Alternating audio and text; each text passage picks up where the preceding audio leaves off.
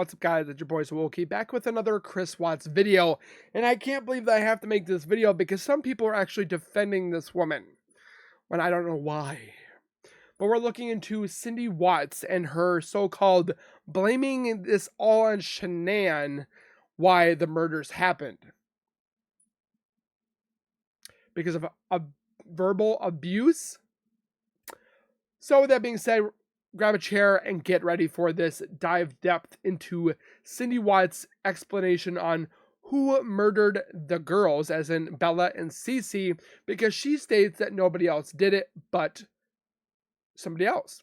It was not Chris, which that's probably the only thing I do believe wholeheartedly, 100%, and I'm agreeing with her that Chris did not kill the girls. Nicole Kessinger did. But she wants to sit there and continuously still blame Shanann for taking out the girls. First of all, how dare you?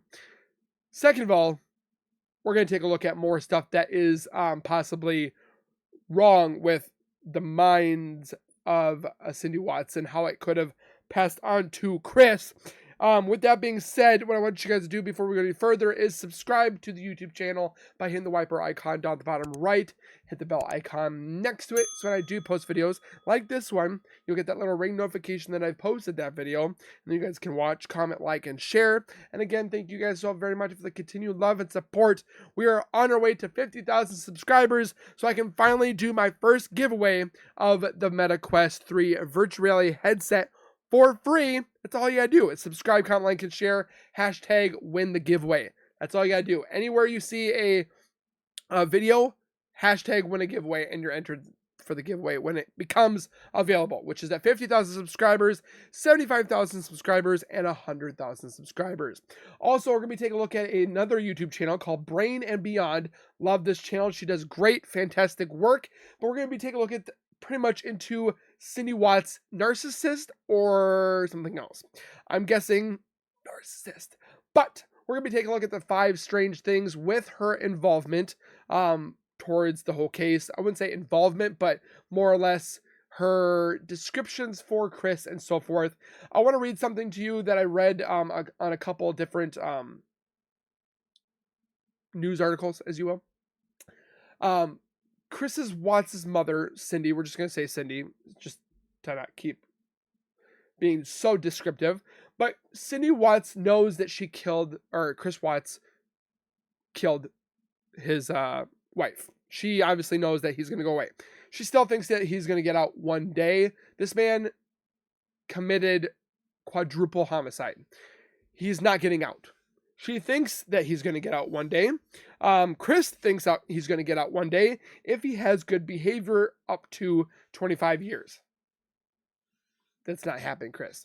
You have been condemned for quadruple homicide. 3 of them were children. He's got like 5 different felonies. He's not getting out. But Cindy thinks otherwise. However, she does not believe that he killed the 2 girls, Bella 4 and Celeste 3. He didn't kill the kids, but he killed her, Shanann. It is very difficult, very difficult. I can't imagine my son doing that. He couldn't have done any of that. If he's able to kill his wife, I'm pretty sure he's able to kill his children. But again, I digress, and I think that it was his girl or his mistress that helped in on this. There's other videos to look at and support this hypothesis. But Cindy Watts also spoke from her home in North Carolina. She said that her family is not being allowed to speak to Christopher, I wonder why, who did plead guilty earlier that month to avoid the death penalty. I still wish he would have got the death penalty because it's ridiculous. I wanted to stop it before it was too late, she stated. I wanted to talk to him. I wanted to be able to talk to him. I loved my son no matter what he did.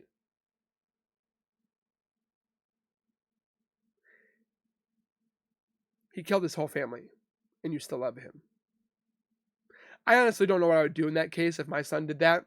That's why you teach your son or your kids from the beginning of their lives to when they leave the nest that murder is wrong, stealing is wrong, abuse is wrong, and you teach them the values of life. You teach them right from wrong. and this was not done. I don't want him to go down for something that he didn't do. Well, he did, ma'am. Cindy Watts said she knows her son could spend a long time in prison life. That's what he's going to get. That's what he did get. But she claims he was stuck in a verbal abusive relationship. Now, I've watched definitely a lot of Shanann's so-called abuse. I can tell you right now, it's like, I wouldn't say play fighting, but it's things that couples do. They fight or they look at each other's weaknesses, or they look at each other's strengths. They sometimes will be in a mood and they'll do things here and there. No marriage is perfect. Okay. If you sit there and say that your marriage perfect, you're wrong. Because if it's perfect, then I don't know. But you work and you build upon the bad things to make the marriage stronger.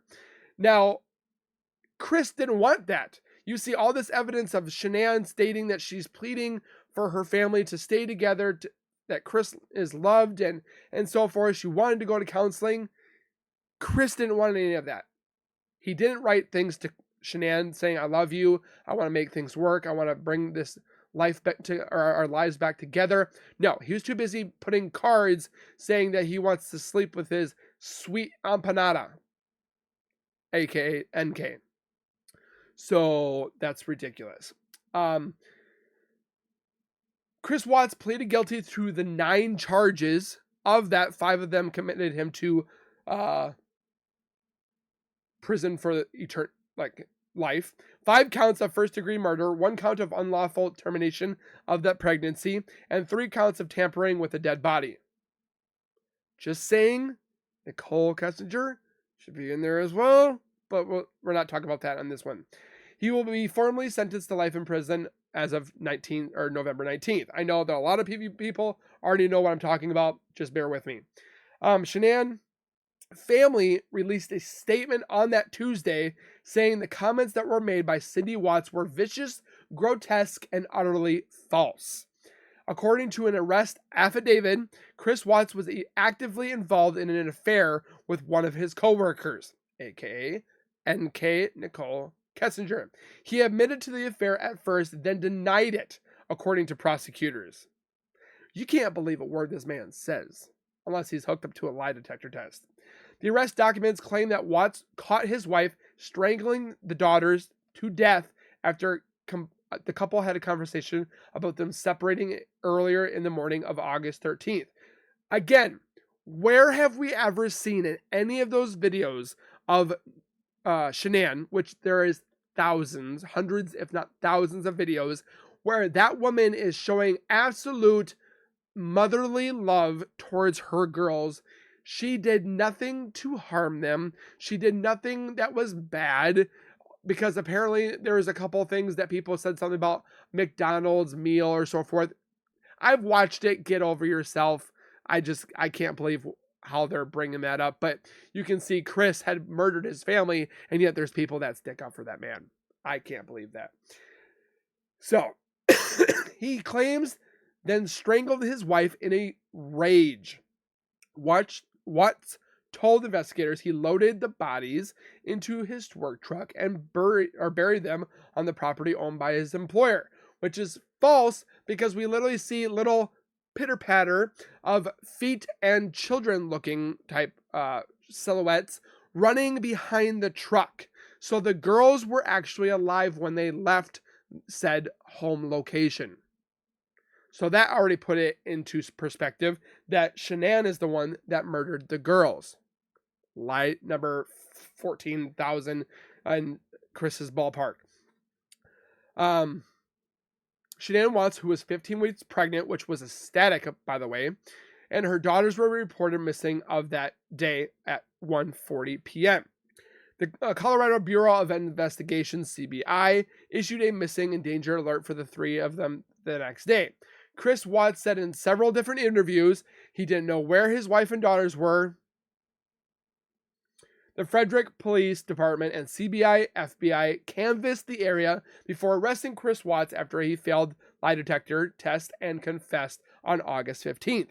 The body of Shanann Watts, 34, was recovered in a shallow grave near the oil tanks, and the girls were followed after in the oil tanks. Court documents said that the girls were found in the oil tanks. One was at the top and one was sunken in the bottom. That just goes to show how monstrous this guy is, for those that don't know this case. They were in the crude oil for 4 days. Now, Cindy Watts continuously states that her son did not murder those baby girls. Yet you don't ever see Cindy Watts pleading about her granddaughters. She is on Chris Watts' case nonstop. I honestly, if my son murdered his family, if this was me putting myself in the same shoes as Cindy Watts, I don't know honestly what I would do. I could tell you I would still love my child, but I couldn't defend him knowing that he did all of this bad to his family. He's the sole protector, the sole provider, the pro-love of Shanann, yet he was too busy doing hanky-panky with Miss NK. I'm telling you, I don't know where these people find the words of publication to shout that Chris Watts is innocent. It makes no sense. Now, the 5 strange things about Chris Watts' case, aka Cindy Watts, we're going to take a look at them right now from the channel of Brain and Beyond. Go over to her channel, give her some love, subscribe, comment, like, and share, and let's get into said video. I'm talking about Cindy Watts, Chris's mother, and I'm going to try and make sense of some of her unrelenting love and support. Can you make sense of this? We're going to see if she can. Of Chris, something many of us can't understand. If you don't know the Chris Watts backstory, I won't be speaking to any of it here, so I'll put a link to a half-hour video that I created earlier whereby you can go and have a look, check out the backstory, see what happened. But if you've clicked on this video, I'm guessing that you're probably already familiar with the case. And there are people that want me to make this video on Cindy. We're not going to look into Rodney because there's not too much to describe about Rodney besides that he definitely enjoyed listening to his wife. I'm not going to go into being disrespectful about anybody, but if the boot fits, we're going to continue said video. And here to learn a little bit more about the mother in the story. I would love to speak to Cindy in real life and really try and get a true and accurate gauge on what she has been going through. You know, I think Cindy has been her own worst enemy through all of this. She even publicly said that she can't understand why so many people hate her. Well, the answer to that is pretty simple though. People see her as defending her killer son and berating and blaming the victim. She can talk to her son through letters, video call, phone call. Sandra Rusek can't do that to her daughter. Her daughter is 6 feet in the ground because of Chris. So that's number 1 for Cindy, why we blame her. See her declaring her unwavering love and support for her son much more loudly than her loss or grief of her 3 grandbabies. I have no doubt at all that Cindy is a broken, confused, and deeply wounded woman. If I could choose one person in this entire case to speak with, it would absolutely, without a doubt, be Cindy. But to be mine is NK. I would love to pick that girl's mind and see exactly what's ticking up in there.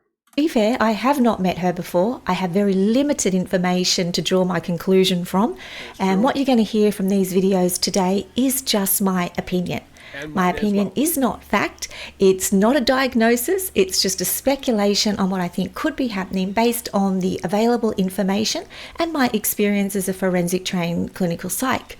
So today I want to address 2 things. Number 1 is the primary public criticism of Cindy and why she's defending Chris to the apparent occlusion of all else. And number 2 is the public diagnosis of her that she is a narcissistic mother, an individual who is self-serving in her support of her son. And let's see if we can make any sense of this. Because there's not a lot of collateral or direct material, video interviews of Cindy, I'm largely relying on third-party accounts. Her public interview that is now old, she did 2 interviews, but...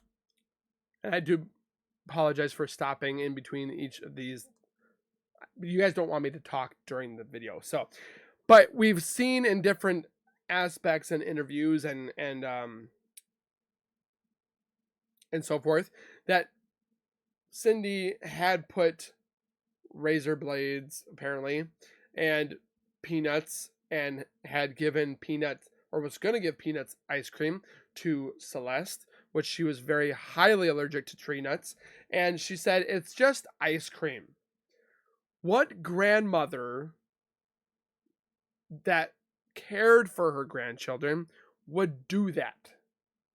And then because Shanann got upset, they just dispersed. Now, Cindy has never liked Shanann to begin with. She didn't like that she was taking her little boy away. It's like, okay, I understand you love your little kids and stuff like that, but they're going to eventually grow up and move on. They are going to start families with other people and start their own traditions. And I definitely guarantee I'm going to hate it when the time comes when my son, my daughters will find the significant partner and move out and move on. But you can't just, that's when you're supposed to be spending time with your spouse now, is you've raised your kids, they've moved out, now it's time for you to spend time with your spouse until death do you part.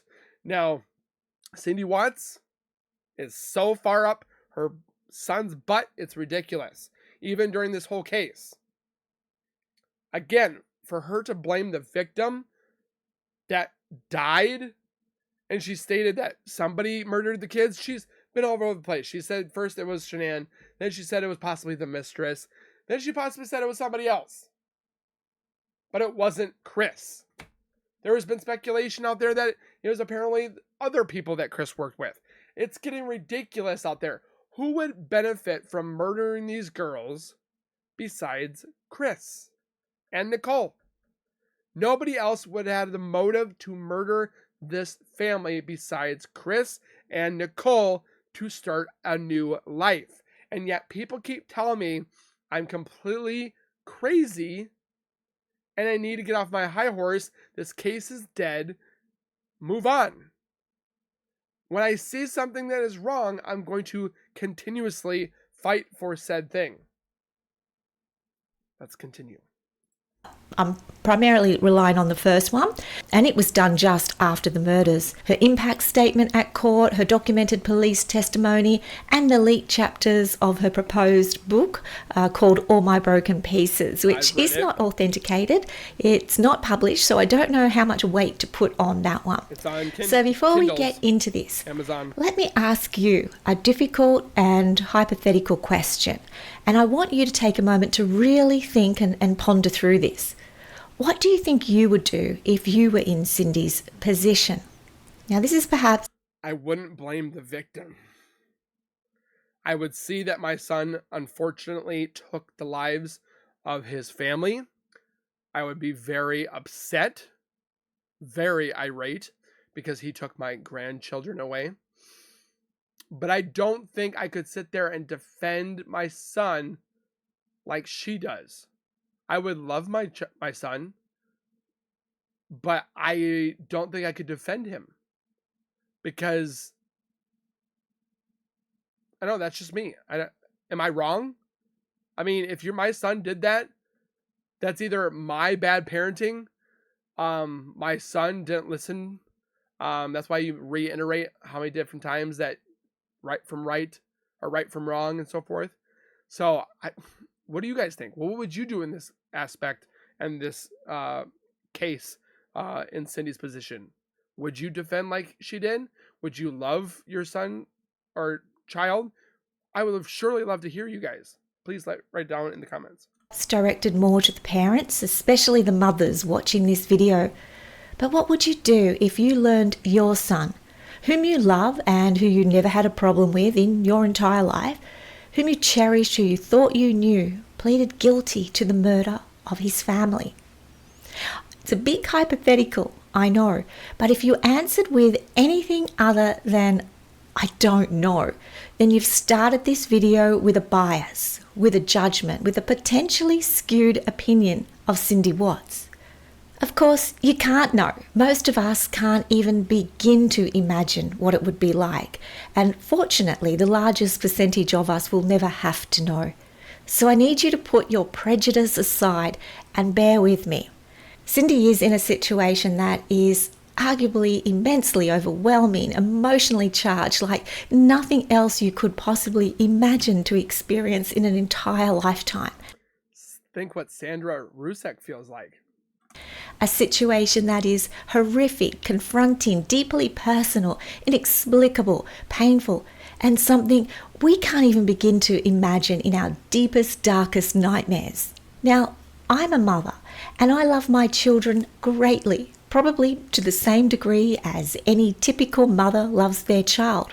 Would I stand by my son if he did something of this magnitude? It hurts my head to begin to know what I might do and how I would think and what I might say, how I would feel. I don't know. What I do know is that I would be in extreme conflict. I would be in shock. I would be in dismay, maybe in denial for a little while. Remember, denial protects us in times of overwhelming and incomprehensible experiences. But would I still love my son? Would I still want to protect him? I have no clue. Those emotions of shock and conflict and dismay and confusion and denial are all very normal and all experienced by Cindy Watts very clearly. Now, the interview we'll look at in a moment happened soon after the murders, and Cindy has been relatively quiet since. In this video, what I see is a woman struggling to come to terms with what's happened, and someone who desperately wants the truth about what has occurred, but also someone too afraid to hear it. Someone who's not very good at hiding. She didn't even go to their wedding because she had conflict with Shanann. Get over it. Be an adult. Go see your son's wedding. If you loved him that much, like you said you would have gone to the wedding. I literally have heard this a few times. It's like, put your big boy panties or your big girl panties on and be an adult and go to these events because he's marrying somebody that you don't like. Get over it. As long as you think, or as long as you know your son's happy, which he was at that time, be supportive. But no, it probably put a rift in a lot of things too that didn't help the cause of their marriage when Cindy was just not caring about Shanann or the girls because she was leaving certain things out in her house that could hurt the girls. So just put that aside as well. Hiding her dislike of the victim, being Shanann, and someone struggling with their own conscience throughout all of this. Let's take a brief look at some important parts of that interview that back up what I've just alleged, and I'll talk through the video as we go to a couple of key points that I think are worth mentioning, and then we'll try and put this all together. I wake up every morning just crying, thinking this is not going to be what's going to happen every single day. It's just so hard to get through it. I think what Sandra Rusek feels. I just don't know how to get through it.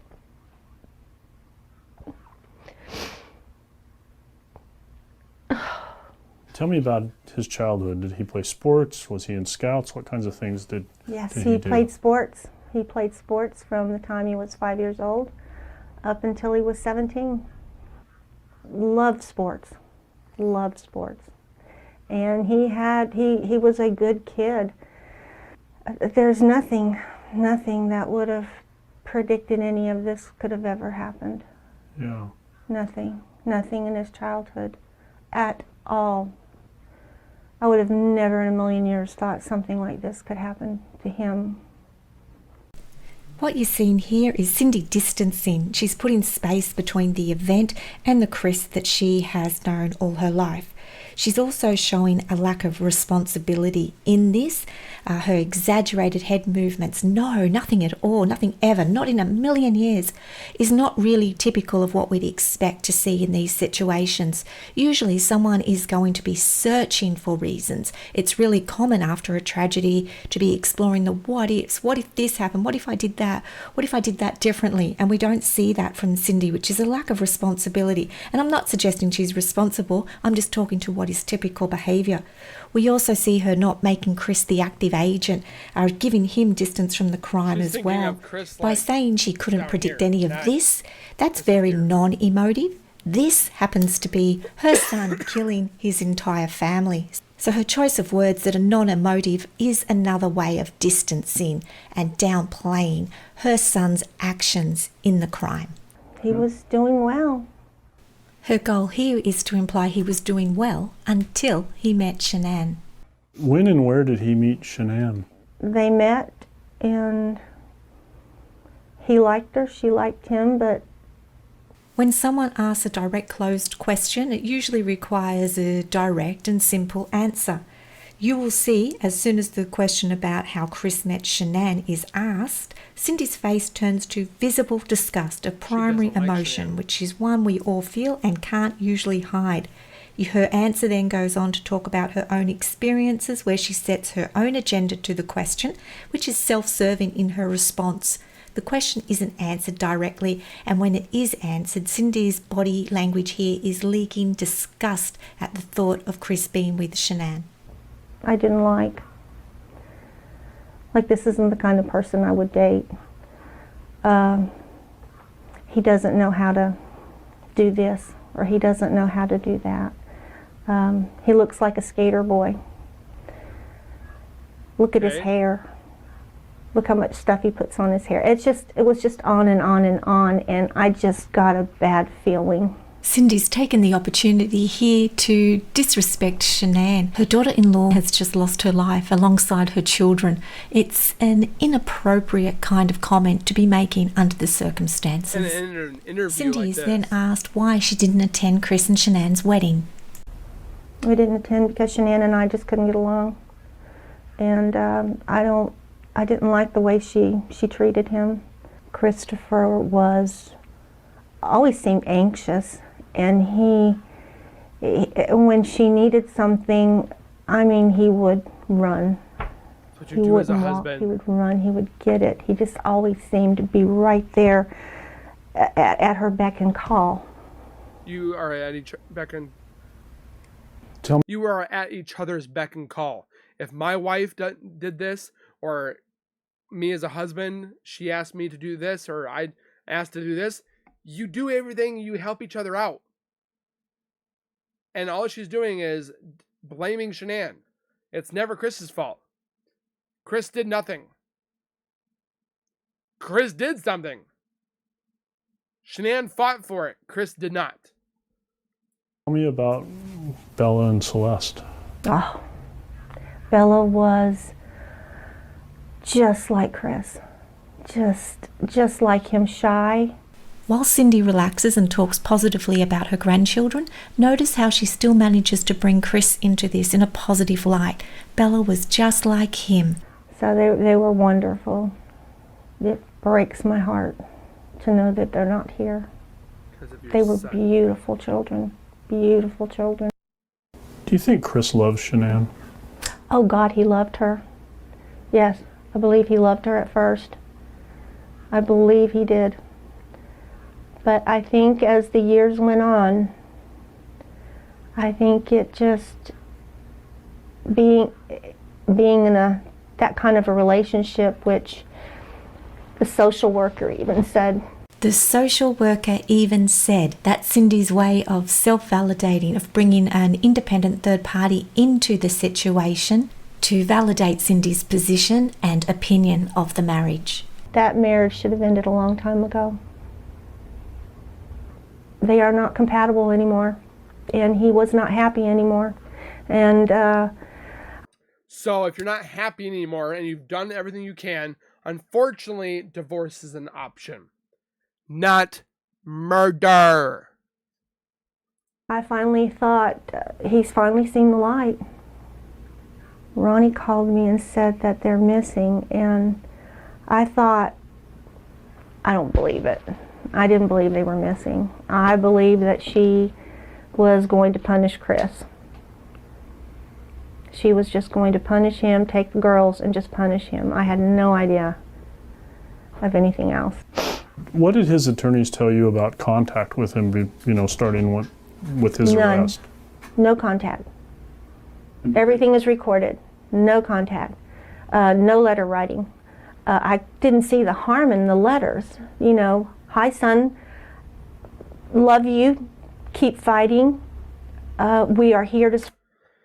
Fighting for what? It's not like he accidentally ran into a pylon with his family in the car and he didn't know that the car had a problem and his family died, unfortunately, because of the car accident. No, he physically murdered them by suffocating his girls, is what we believe. We don't know anything about Nicole's physical partake on the girls, but that's what I think. Again, for educational purposes, he strangled Shanann to where her eyes filled with blood. And yet you want the man to keep on fighting. For what? It makes me so aggravated that she is telling Chris that you got this, you can be strong. Yeah, he could have been strong by one, divorcing his wife, spending his life with Nicole, and paid child support.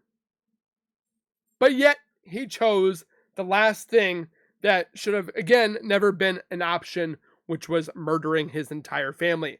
Even that little baby Nico never got a chance to have been born to see his parents, to be hugged, to be kissed, to be nurtured, to be played with, to learn, to be protected. That baby never got the chance. Support you. What is wrong with that? What can the DA do about letters like this? The DA Why couldn't sucked, we by the way. just write him a letter? Cindy feels moral disgust, contempt here towards those who prevented her from contacting her son. That he wanted to speak to us about it. And when we got down there, it was a lie. They wouldn't let us talk to him about anything. And then we had to talk to him through a screen and a phone. And he just looked, he was crying. I mean, he wasn't crying. You could see the movement in his mouth that when I talked about Bella and I talked about Cece and the memorial service that we had for them, and he asked what pictures did we use, and what. This is what disgusts me, that he was asking for how the funeral looked and how the pictures look. Why the flip would you tell this man when he's the one that caused that to begin with? That utterly disgusts me. That he was like, oh, how'd the funeral go? He caused the murder. It would be like Jeffrey Dahmer asking how they look like the people that he didn't eat and so forth. But I'm just saying, it makes no sense. Was the song you can see how he was trying to hold back tears, and it would have helped us so much to be able to talk to him. I wouldn't have to go through all this now. I just don't like the way it was handled from the very beginning. I don't like the way it was handled. I want to save your life. That's all. We're just here. We're going to save his life. We want him to get life in prison. It was like they already knew he was guilty. Cindy here is confused. It's like they already thought he was guilty. They knew he was guilty. All I want is the truth. I just want the truth. Well, tell your son to tell the truth. That's it. In this part, Cindy is conflicted. She says she wants the truth. All she wants is the truth. At the same time, she is shaking her head no. And I think that's because deep down, Cindy knows the truth is not palatable. She wants the truth, and yet she can't face the truth. So this causes the emotion of confliction. All I want is the truth. I just want the truth. That's it. Then tell your son while you see him in prison what happened, Chris. What exactly happened? All I want is the truth. I just want the truth. That's it. I just fell to the floor. I just fell to the floor. It was unbelievable. And it's been unbelievable ever since. And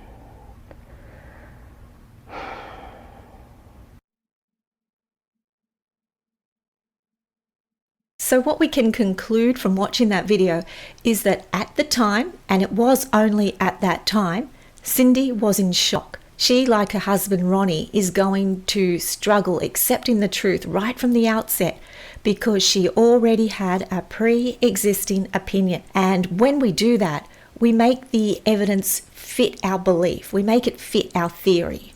Remember, at the start of this video, I asked you to watch it with an open mind, to be objective and to remove your prejudice. Otherwise, you will see and you will hear what you want to see and want to hear. And that is exactly what Cindy Watts did, and from what I can tell, is still doing. She already disliked Shanann. She already formed a belief that Shanann was the worst thing to ever happen to Chris. And she had already decided that she wanted to have more control of Chris's life than what she had. And she, through her religious ideologies and convictions, determined that every sin is forgivable, including familicide. And this is why she's struggling with her conscience. Her head and her heart and her values are all severely conflicted, and she can't make sense of it herself. Who possibly could? Cindy has tried to fit the evidence into a pre-existing belief system, and that is why, even shortly after the brutal murder of a woman that she disliked, that woman being the mother of her grandbabies, she still vilifies Shanann and promotes Chris. And she does this even more overtly in the leaked book that I mentioned earlier. Now, this book is freely available on the internet if you want to go and find it. It was apparently in a draft form, and I cannot guarantee the authenticity of it, but if it is the work of Cindy Watts, then her earlier point of view has not changed. If anything, her point of view has only strengthened. The leaked chapters of this book are very interesting and very revealing.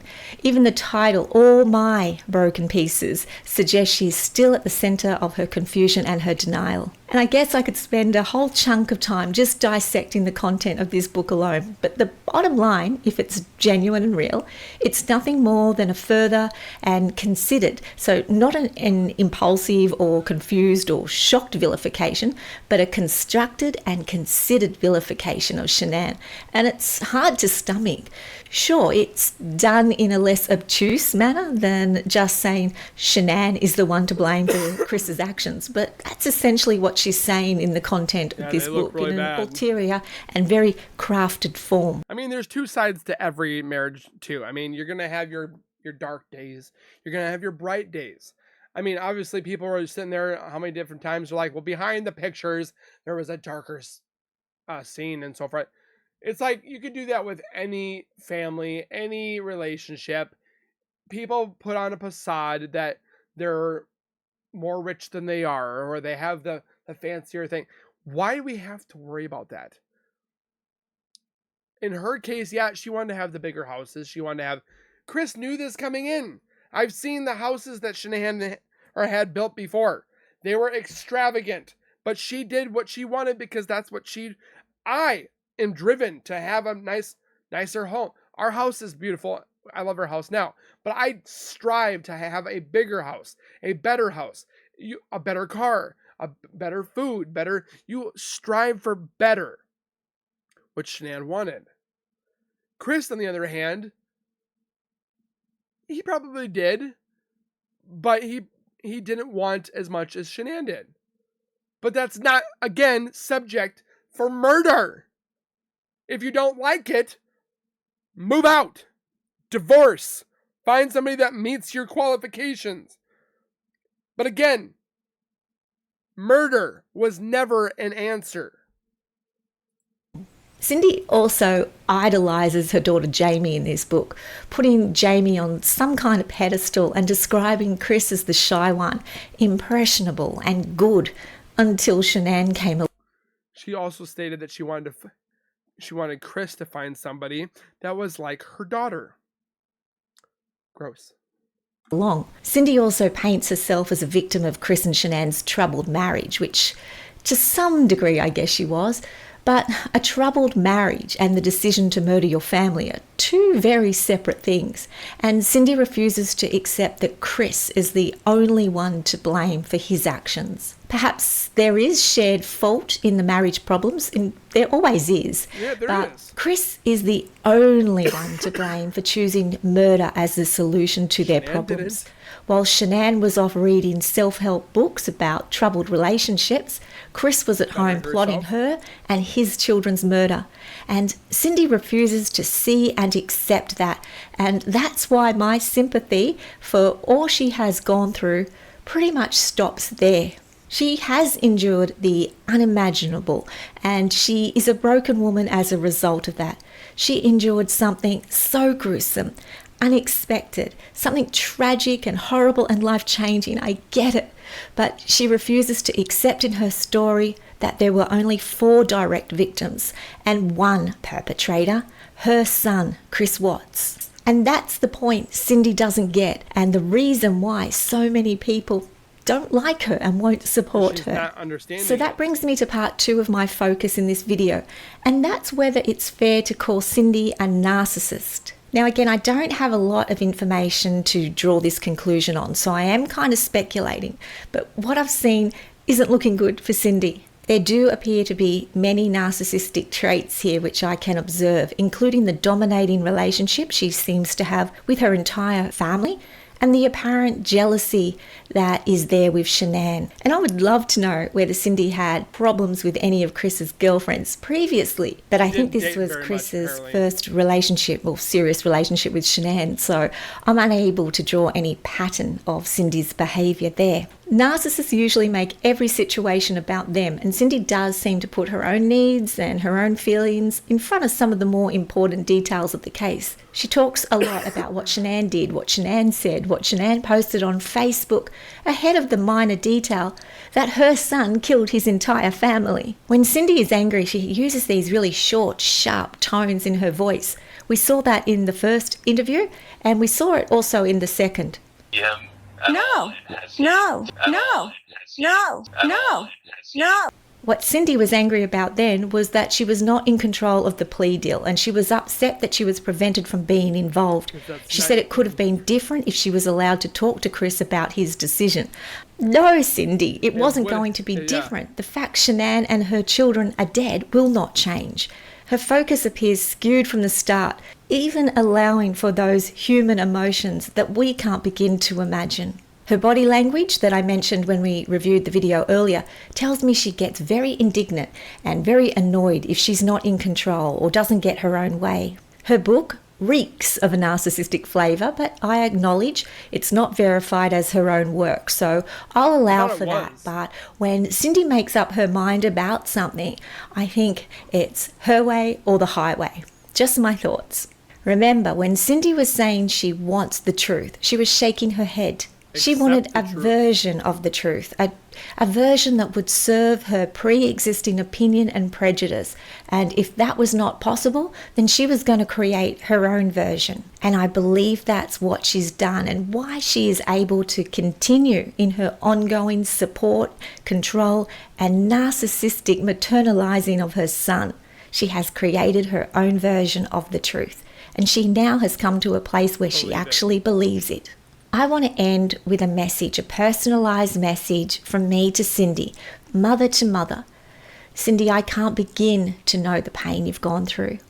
Words can't express the What about Sandra Rusick and her pain? Just saying. Sorrow that I feel for the loss of your family. But they were your family, Cindy, all of them, not just Chris and Bella and Cece and Nico, but Shanann too. And no one should expect you to stop loving your son.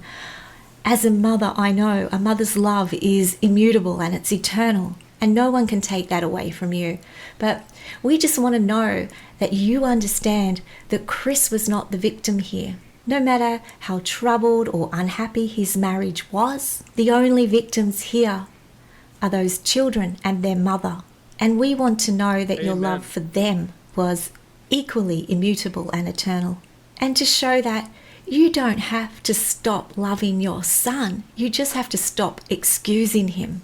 You chose to forgive him, and that is fine. Forgiveness is not justification. And whilst I wish you peace in life, Cindy, I really do, I think your son Chris took that from you too. But greater than that, I wished a life for those babies, for Shanann, the people that were taken, whose lives were taken at the hands of your son. May they be the ones who rest in peace now. Amen. And that's why we do this. And I get emotional every single time because I picture my kids just being cut off. And it's like, I could have never imagined that.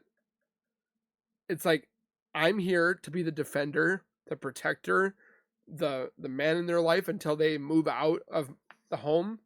And he took that away from these girls. He took Shanann's life early. Nico never got the chance to grow up. And it's just upsetting that Cindy believes that her son is innocent. So, with that being said, please comment down below your guys' thoughts on Cindy, narcissist or loving mother. Honestly, I think she has the intention to be a loving mother, but she's doing it in a narcissistic way. She needs to have her eyes open, mind open, and to take that her son became the monster, and besides the hero. So again, I thank you guys for watching. Please take care, be safe. Comment those thoughts down below and your opinions. Please keep it positive because we have definitely had hard, negative, and nasty comments. But hopefully one day we will see this case prevail for 100% conviction and 100% arrests. So if anybody's watching that was a part of this, I'm talking to you, NK. Karma is going to be coming for you. And I'm hoping it's in the shape of a form of handcuffs. So again, I thank you guys for watching. Please take care, be safe, and as always, keep nerding on, and we will see you guys next time.